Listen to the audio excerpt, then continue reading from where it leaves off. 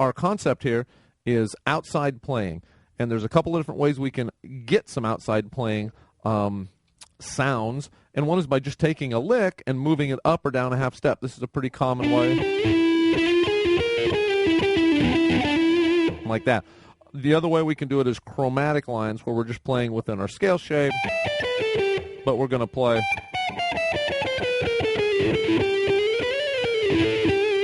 something kind of like that, where we're actually playing the notes between the notes that are in the scale, right, chromatically. The other way is actually inserting a different scale over our progression than the one that we're using.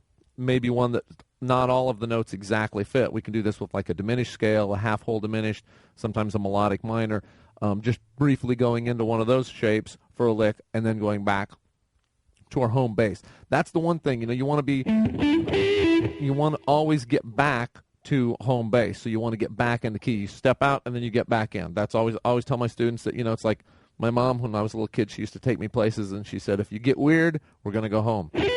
And that's exactly what we're doing here. If you get weird, it's all right as long as you land back home on a note, okay? So that's what we're going to do. This solo starts out fairly straightforward and real bluesy in our E minor pentatonic scale, all right, with the bend at the 15th fret.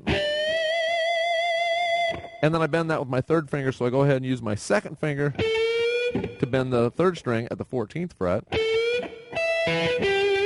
And then I'm barring with my first finger over the first, second, and third string.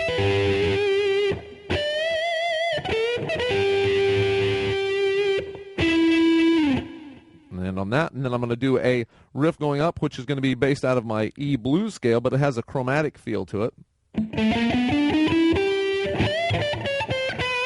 And then I do the chromatic lick here. And I'm coming in on the offbeat here instead of coming in on the downbeat like we've talked about before.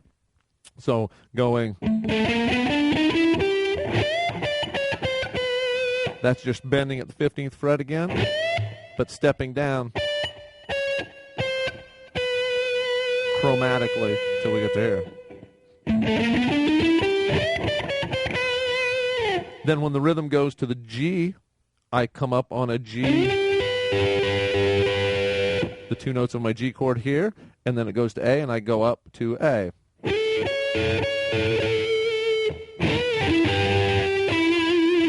And then we do a bend, a double stop, and slide off of my E note. The next section, I'm going to go and do a bend.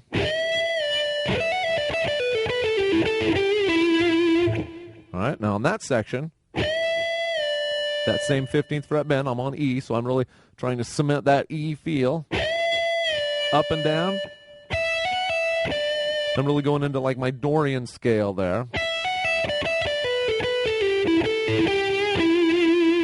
That lick slowly.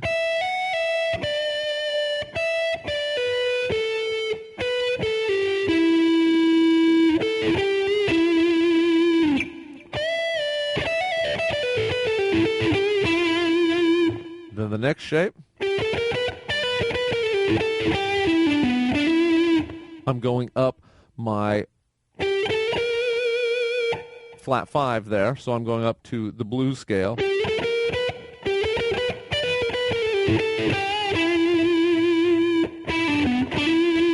Okay, right down there. Then immediately after that section, I go up to the outside lick, so it gets a little bit outside. Good place to do this is right before we go back to a fairly home-sounding place in the rhythm, and that's what I'm doing. So we're going to get a little weird here.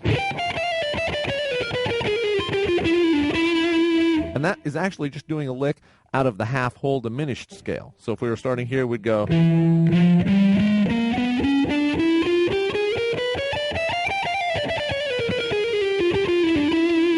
you don't always have to use the whole scale. You can just use a few notes out of that just to step outside and make it sound a little bit unusual. So we start this lick, 15th fret on the first string.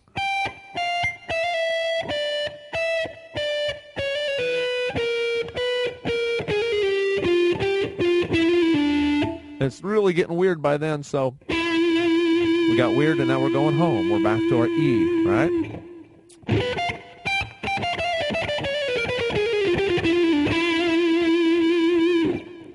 we're just going to wrap it up by going back to a real, right, which is a bar on the 12th fret. Hammer on pull off there. And then just a little sort of attitudinal bend.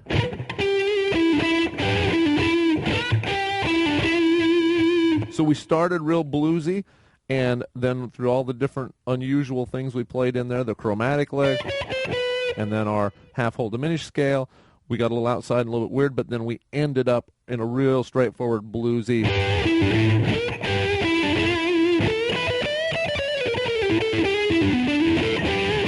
You get too weird,